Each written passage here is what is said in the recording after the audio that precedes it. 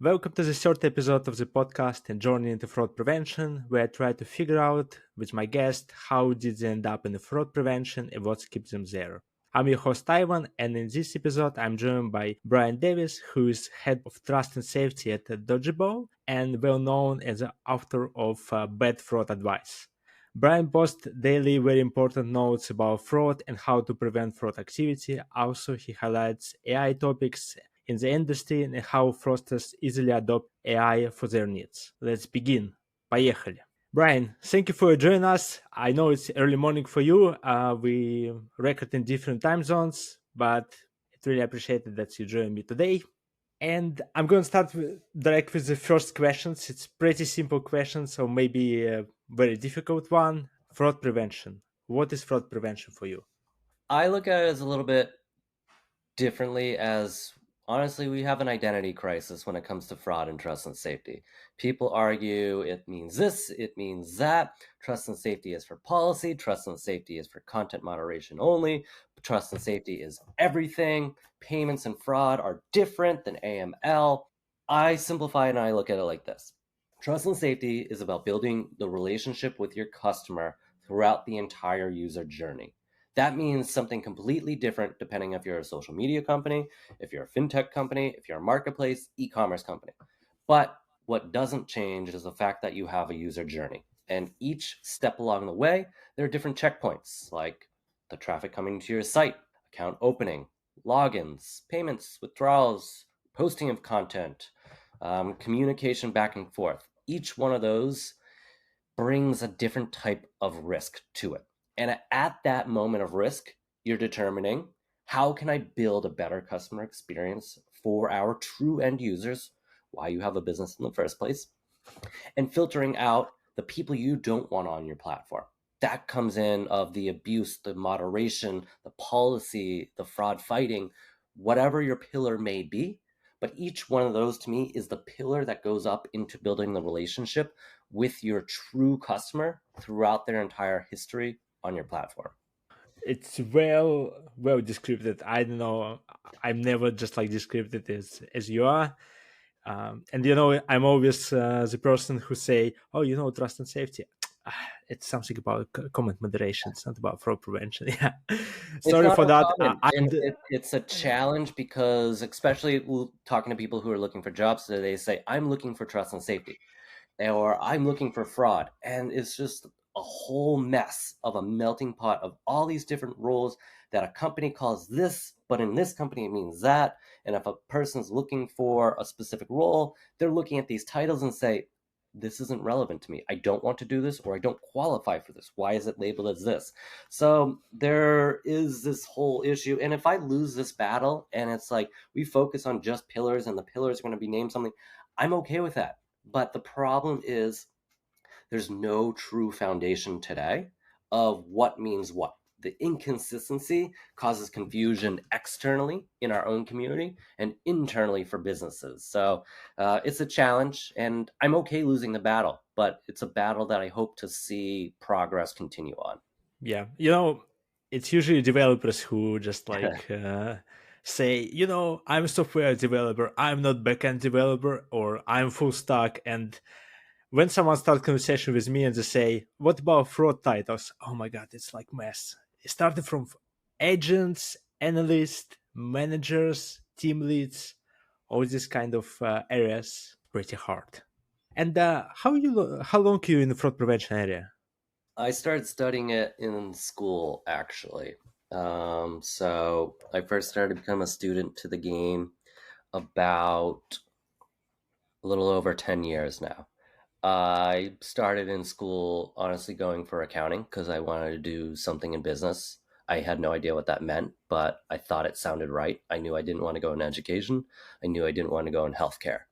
I got too deep into my education before I realized I want nothing to do with accounting. I'm just good at it. So I placed out of a handful of my classes within my master's degree. And that's where, even though I have a master's in accounting, I honestly only took entrepreneurship classes and fraud classes. These classes were a little bit more like big compliance, corporate, focusing on Enron, but it gave me the first glimpse of kind of problem solving, of understanding the risks of your business and what could go wrong, even when you believe and trust everyone involved with your business. I graduated, I got this piece of paper that said I'm really, really good at budgeting. I should and will only get hired for accounting. So I said, you know what, I'll give it a chance. And maybe the real world of accounting is different than school education. It wasn't, I was right. It really wasn't for me. I gave it a chance. I said, I'm going to make it a year. Not a day more, not a day less. Exactly 1 year. I made it and I was out. From there, I said I wanted to work at a startup. Again, I had no idea what that really meant. I just thought it sounded cool and cool companies and all these perks and fun and a little bit more accepting to different types of personalities and different ways of thinking. So I end up landing a role, first fraud fighter in for this e-commerce marketplace. I was responsible mainly for kind of the payment side of things. Chargebacks were a huge issue, but it was really focused on um, like payments risk. I didn't really know entirely too much at this point. I just knew I wanted to be in fraud. I knew I got some education in fraud, and that was about it. It was newer, and a lot of companies didn't really have this position traditionally outside of banks yet for this role. So, I mean, it was kind of timing. I kind of got lucky, but that was my first step within the fraud world, and I haven't really looked back since then. Typically, being the first fraud fighter in and helping build out teams from scratch, getting them to understand what the problems are today, who they want to become, and ultimately aligning the goals and the risk tolerance and building that bridge between product and a safe customer experience. So, generally speaking, if 10 years ago you liked accounting, we never saw you in the fraud prevention area. It's good to know that you chose the right one. If you stay I with think so. accounting, It we fits for lost. me. Yeah. And what's the hardest things when you're working with fraud prevention industry for you? Um, there's come a couple different levels. I look at it as a stage of growth within your career. And a lot lately, I've been calling it the art and business of fighting fraud. So the first set is the artist. It's understanding why you want to work in fraud, what really works for you, kind of like what pillar of fraud best suits you, and getting an understanding more of your own internal why, because fraud is not for everyone and a lot of people don't make it. And really, in this early stage of career growth, a lot of people are just thrown into the queue, thrown into the deep end, and we're just a lean team. I'm sure at least one of those probably resonates with you. There's no official training. You kind of are learning by trial. There are no guardrails because there is no structure. The people training you probably haven't been too deep into fighting fraud themselves. So their guidance you kind of take with a grain of salt. So for me, it's about understanding that and building the foundation of what's it really mean to fight fraud as a career, understanding the psychology of your own self. And now we don't have to get too deep into meta, but really understanding kind of like your motivations and passions that really drive you to this. Because if there is a disconnect there, you're probably going to burn out. It's like sales. Sales isn't for everyone, but the people who love sales excel at it. The people who have the skills for it excel at it. So then after that, it's building up a little bit more confidence of, hey, I've actually learned a few things. I'm actually getting the hang of developing these patterns. And now it's the next stage where you're developing a little bit more of your expertise. So you've broken into fraud. You've kind of understood yourself of why you think you could be a better fit. And now the next stage is more so of becoming a fraud expert. Here, it's a little bit more around honing your craft, understanding the different nuances, the complexities of fraud, and instead of taking in a case by case scenario, being able to take a step back and starting to work on your own pattern recognition of saying, hey, I've seen something like this before. Is this connected to something else? So really in this, you're now trying to avoid random acts of fraud. So instead of just being a firefighter and just saying, cases are up today, I just got to put my head down and I got to get through all these one by one by one by one without missing the big picture.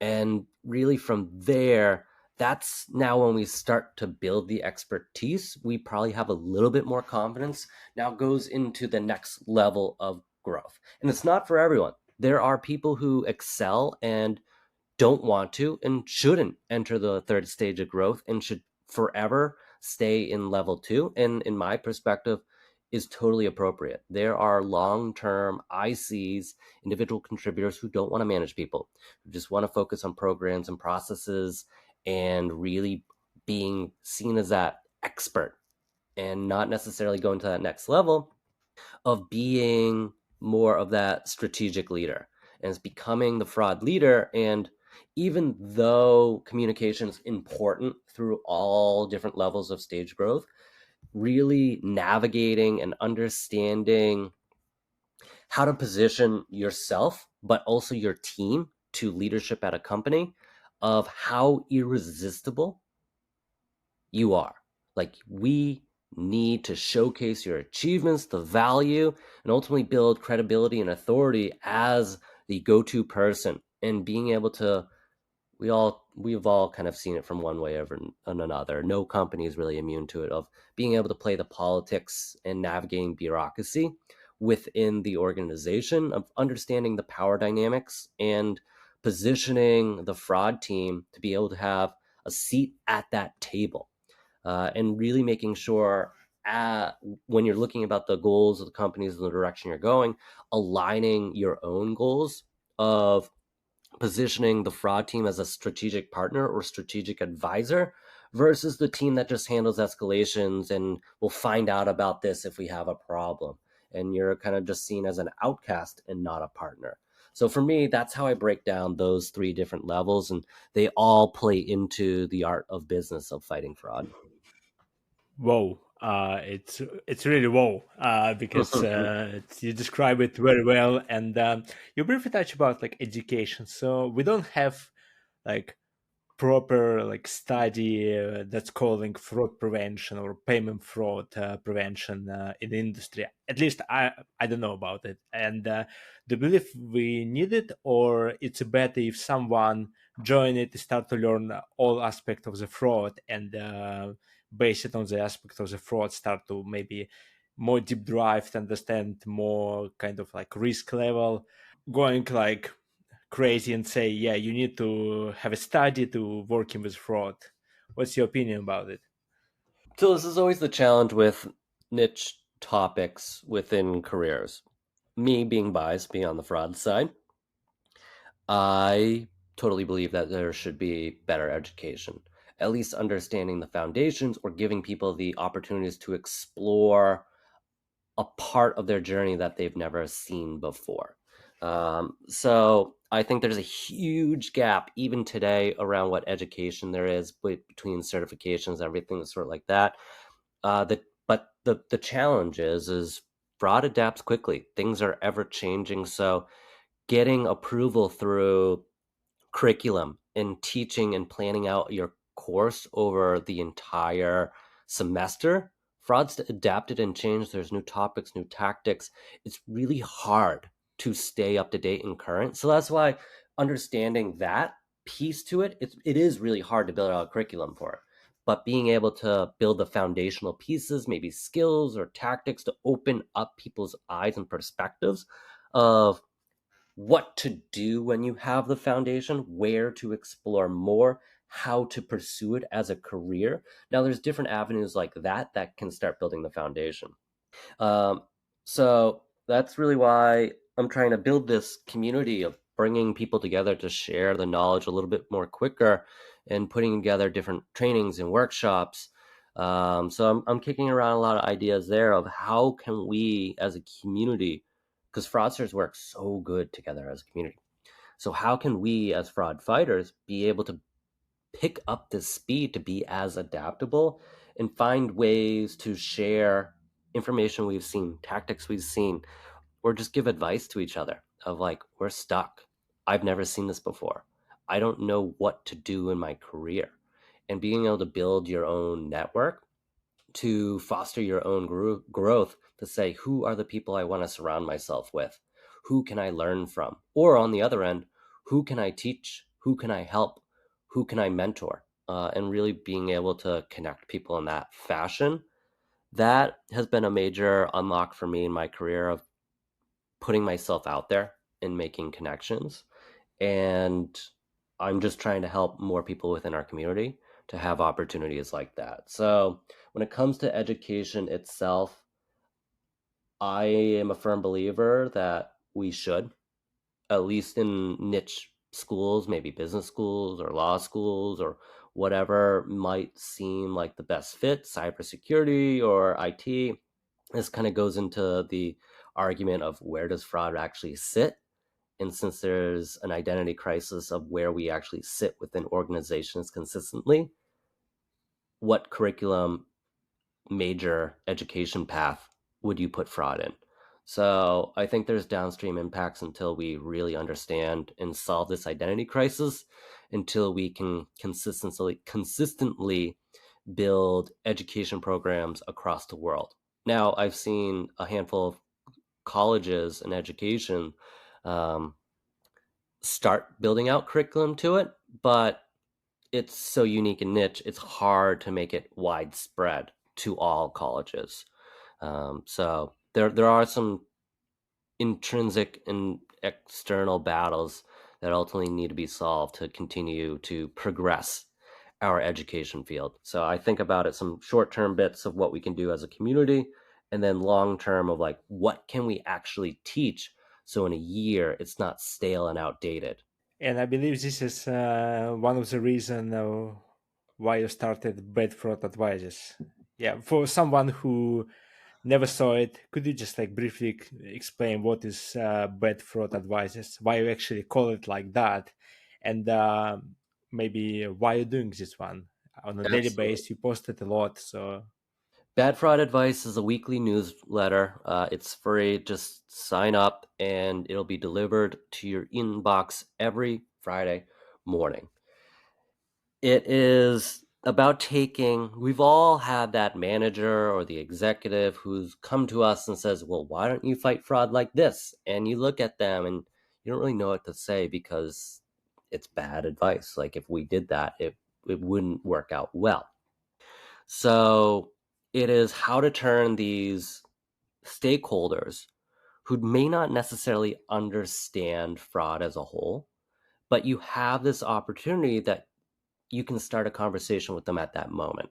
So it's about helping fraud fighters turn these moments in time into opportunities to change the perspective of fraud and get the influence, buy-in, and credibility as the expert in the space to grow their own career.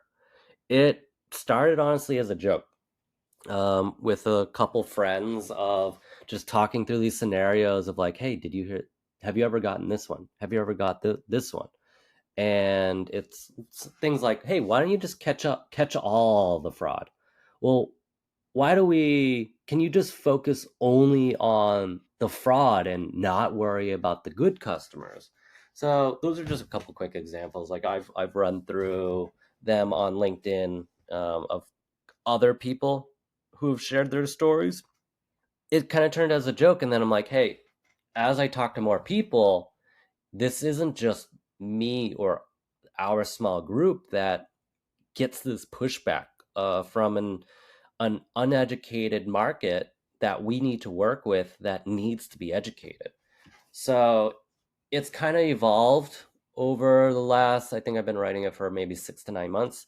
It's evolved each issue. I'm not naturally a writer, so it's gotten better as I've kind of become a little bit better of a writer week over week.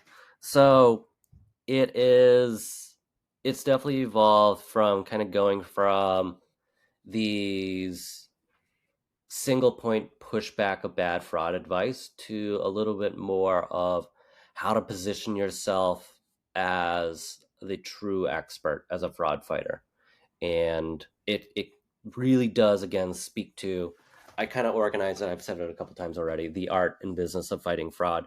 So there are kind of three pillars I mainly write about. One, the artist, that's you as the fraud fighter, so understanding your own mentality, the art of honing your craft as the fraud fighter and becoming more of an expert, and then the business. How do you actually navigate corporate politics as a fraud leader? So I work through those different pillars through the newsletter, focusing on one topic per week. So the goal is to make it easily digestible and actionable. Typically, I like to try to create a framework or steps I've used in my own career that have helped me. And really, the goal is teach you some things I've come across in my journey of obstacles, how I've thought about them, how I've handled them, how I've worked around them to cut down years of frustration for your own self. So, what's your favorite advice for all time you like running these initiatives? What's the best one? Like, what's which one you posted in and feel like, yeah, that's a good one. I really like it. And if someone asks me, I'm definitely referred this one as a first to like connect people to my project. Are you saying which is my favorite newsletter article that I've wrote? Yeah, Um, what yeah, exactly. I it kind of depends and varies. Honestly, what opens the most is when it comes down to when I write a better headline, honestly, because of the subject line in the email. All of it is available for free. After I post it, because it's a free newsletter, it's all hosted on the houseoffraud.com. I share everything of the previous newsletters. So check them out. Take a look at it before you even sign up and say, do I even want to receive this?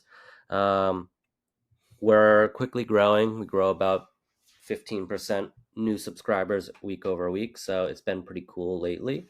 What I enjoy writing the most about, because it does seem to be a little bit more of a unique perspective that isn't shared often, is about teaching people how to confidently deliver their expertise to leadership. And I break it down into three kind of main steps. It's about knowing your stuff. So this is just you being the expert. This is level 1 and level 2 of career growth. Of you've developed your skills, you know what you're talking about, you are confident as you investigate. But at some point we need to lift our head up and start to talk about what we do, because we're going to need buy-in for either headcount, we're going to need buy-in either for new tools to do our job better, and most importantly, we're probably going to need buy-in to get a raise, because as we become an expert, you should be getting paid more, and it's okay to talk about money. So once we get there, the problem is though, is fraud is a foreign language to so many people outside of our world. And it gets very complex, and it's really easy for people to disengage in these conversations. And that leads to no headcount, no budget for tools, and no raise. So the next step to that is understanding your audience. Who are you talking to? What do they care about? What are their goals? What motivates them? How can you position yourself as a solution to make their lives easier, to accomplish their goals? So again, you're the strategic partner, not just Brian from Fraud bringing bad news for why we can't do something. And then the third step to that is packaging your message. So delivering your message, you know your stuff, you know your audience, but now you have to communicate it to them that's compelling, clear, and concise. So I've spoken on that a handful of times recently, and those are typically been some of my ones that I've enjoyed writing. Because obviously there's a lot of topics in there, so I break them up kind of piece by piece to make it a little bit easier to digest. But that those articles as of late have been a little bit more, seem to have a little bit more traction and engagement, just because it's a little bit more of a unique perspective that isn't often talked about, as you see on LinkedIn or webinars or podcasts or conferences. So I think they perform well just because it's a perspective that isn't as public. And yeah, I must agree with you. And you describe everything so well, and I don't have any follow up questions. That's probably bad for the podcast, but it's good for listeners because in your answers, they actually they deeply understand the topic, and they don't might they might have follow up questions, but they're not able to ask them. If they have follow-up um, questions, can always connect with me on LinkedIn and shoot me a message. Always happy to hop on calls with people. I love talking about fraud with whoever will listen or talk with me. and let's say you're tired of fraud prevention. I don't know, months from now, 10 years from now. I don't know. And you decide to change industry. Where are you going in that case? Me myself, Yeah. I'd say I guess technically I kind of changed perspectives a little bit. I'd say my journey, what makes me creative, unique, and less likely to leave the industry is you hear a lot of people give advice of like, hey, focus totally on one niche, one business model. So, like, I started in a marketplace, I could have been payments risk marketplace if I stayed in that for years over years, and so on. But what I like to see, what keeps me curious is how different business models can be abused. And that's opened my eyes to different types of fraud and abuse that if I stayed in one realm, I may have never gotten hands on experience, or I may have never used different types of tools. So I've done marketplaces, I've done digital goods, subscriptions, fintech, I've done consulting for a little bit. So they give me different perspectives of different business models. Today, I've joined a little over a year ago, I joined the dark side. So I am a vendor now. I was hired for a fraud orchestration platform, kind of the new way of fighting fraud. And I was hired before we were launched to be like the internal expert and the voice of our fraud community to really help them build the product, help position ourselves as a company, like how to communicate our value, what types of features do we want to build out, and then where does the fraud community hang out? How do we talk to them? What resonates when we speak to them? And gaining feedback from our community and putting that back into our product of saying, hey, this part of the product stinks. It would be better if this is awesome. Or they say something and needs a little bit of translation. I'm there for that. So that's really part of where I sit today. And then I help as an extension of fraud and trust and safety teams, helping them build out their strategies once they come on our platform. So I get this wide sense of, at least today, I may not be in the queue, but I'm an extension of Teams, so I still get close enough to fighting fraud like that.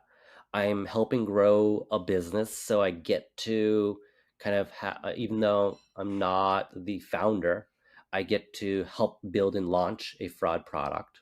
I get to be the builder from the product feedback perspective and play around with a tool that at the time hadn't launched, so I felt like I had secret access to then today of helping kind of talk about it. I kind of get to express a little bit more creativity side of things when it comes to sales, marketing, positioning, and helping our sales and marketing team kind of speak better our fraud dialect. So what's next? I don't know, but I like where I sit today. Actually moving to the vendor side, I sit in a very unique position though.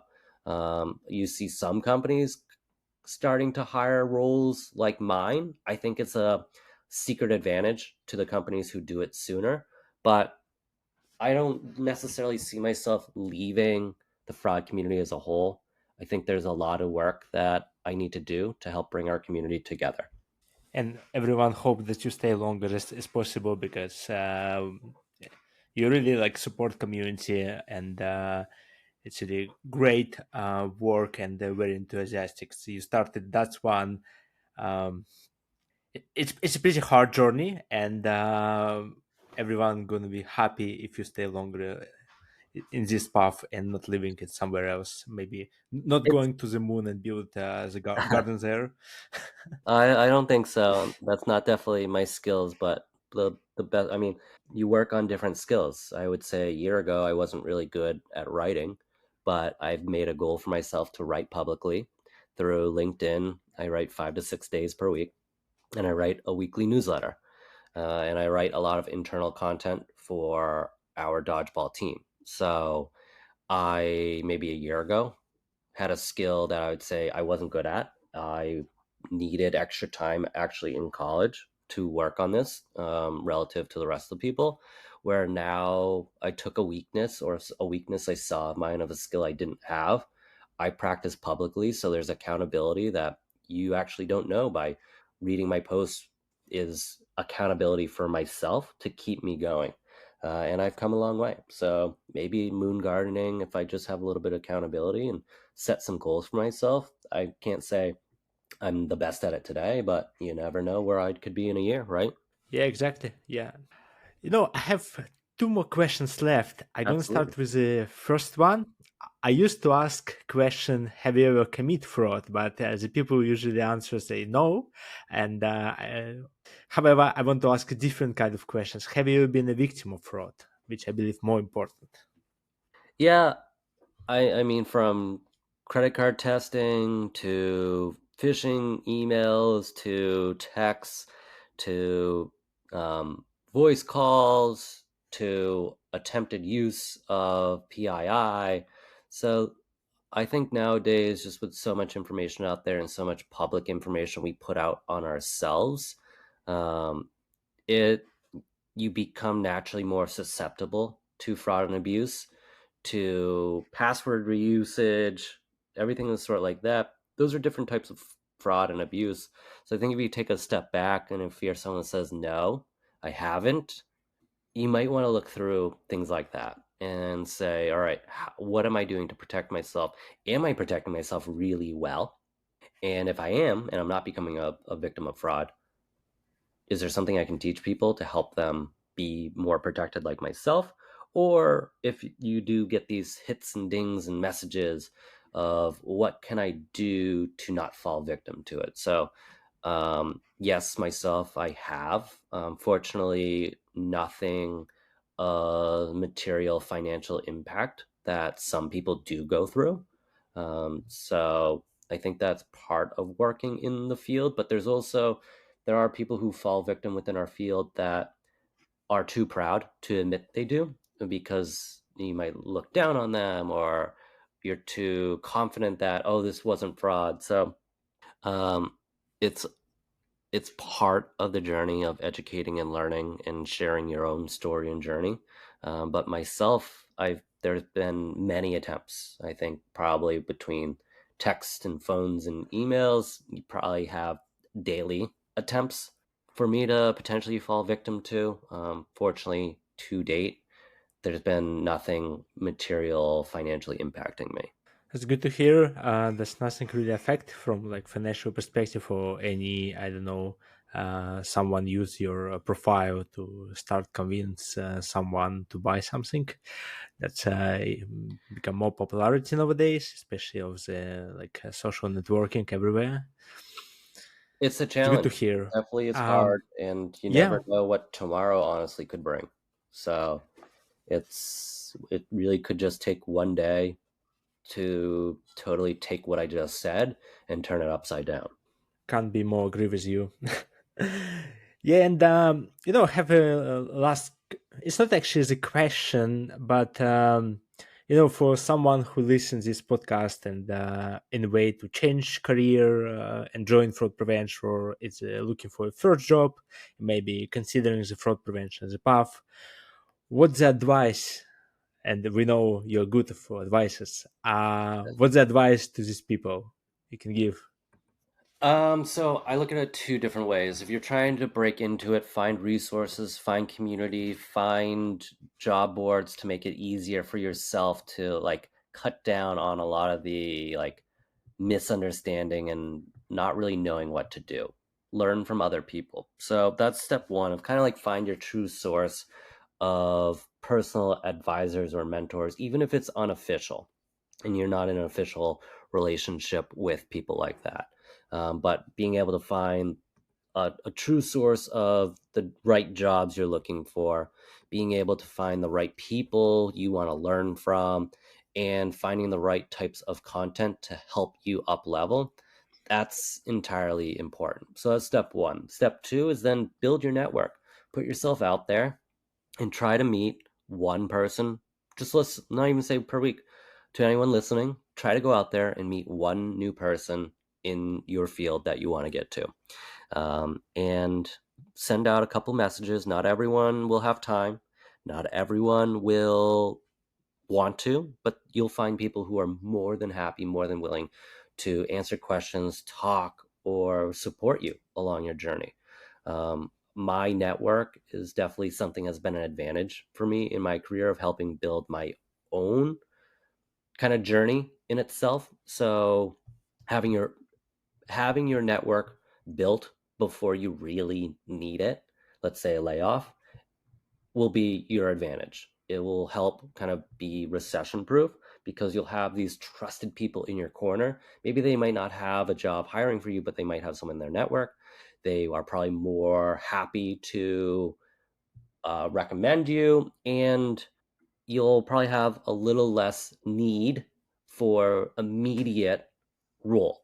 So you'll be able to have a little bit more authentic general conversations, opening up who you are as an individual. And then the third piece is when you get in a role, there's usually these are kind of like I did this for myself recently. I walked through of like if I were starting over and I look at this the lens of my own journey. So this necessarily won't be entirely true for everyone, but this is how I think about it for my own journey.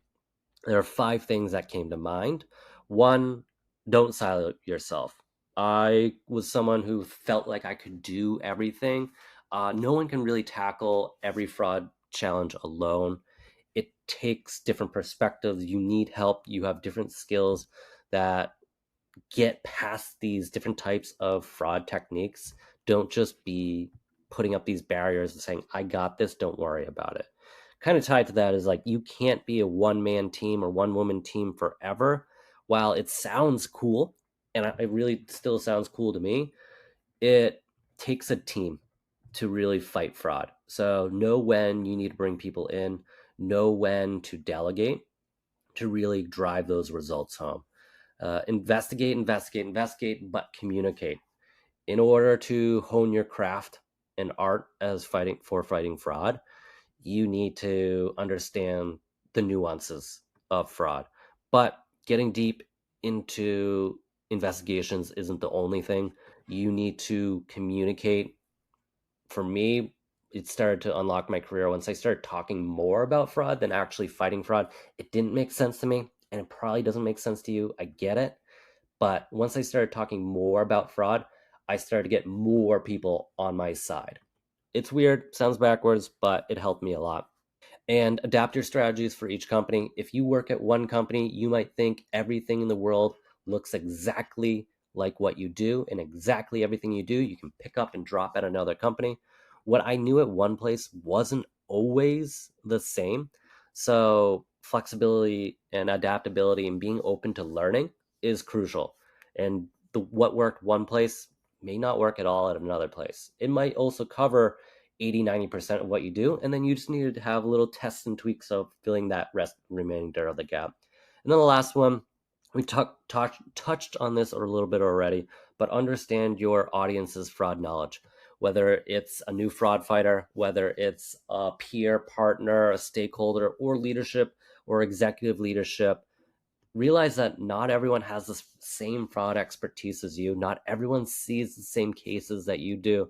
So have patience and use education to bridge that gap.